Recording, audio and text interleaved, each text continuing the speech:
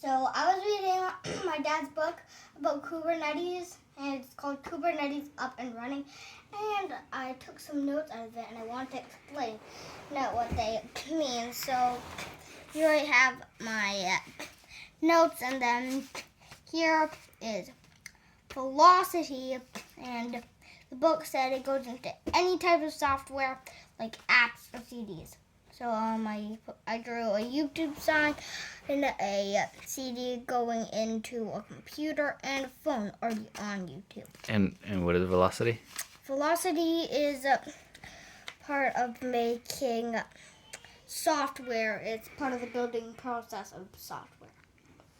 Okay, and now this here, the book said that containers, not like these, but digital Kubernetes containers and Kubernetes themselves can provide tools. Not like the tools that are on my page, like a mallet and French. They don't provide those kind of tools, but they provide different kind of tools. So you've got a container here. What is this here? That's a circuit. It's supposed to be a circuit, but I drew it for a Kubernetes. Okay, so that's Kubernetes. This is what? This is a container. Okay, and what are the arrows? So the container. That the Kubernetes leads to a mallet, but really Kubernetes and containers don't make those kind of tools. They make tools for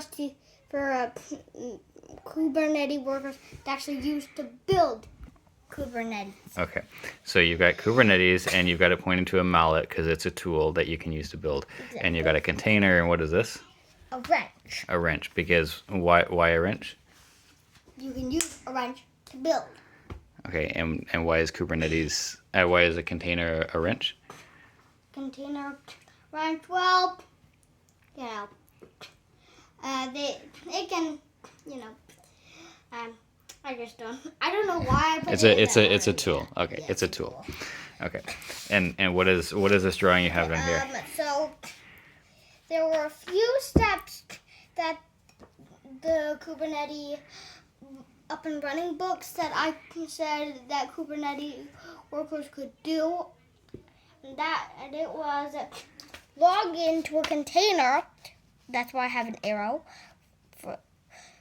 from a person pointed from that's why I have an arrow that leads from a person typing on a computer to a container. And what are you doing? Because Kubernetes workers can log into a container. Okay. After they log into the container, they can kill the old server, and that is the thing under the X is my server sign, and then I put an X because they killed the old server, and that's why I have an arrow leading from the container to the killing the old server. Okay, and then what is this over here? If you killed that server, then what's this? Okay, and then after we kill the old server, then we can delete the server and then replace it with a new server. And I put that key there. And how do you use a container to start up a new server? Well, I didn't really read that part. You didn't get that far? Okay. Yeah. And I put the K there for Kubernetes. Okay, so it's a Kubernetes server. Yep. Cool. Do you like learning about Kubernetes? Awesome.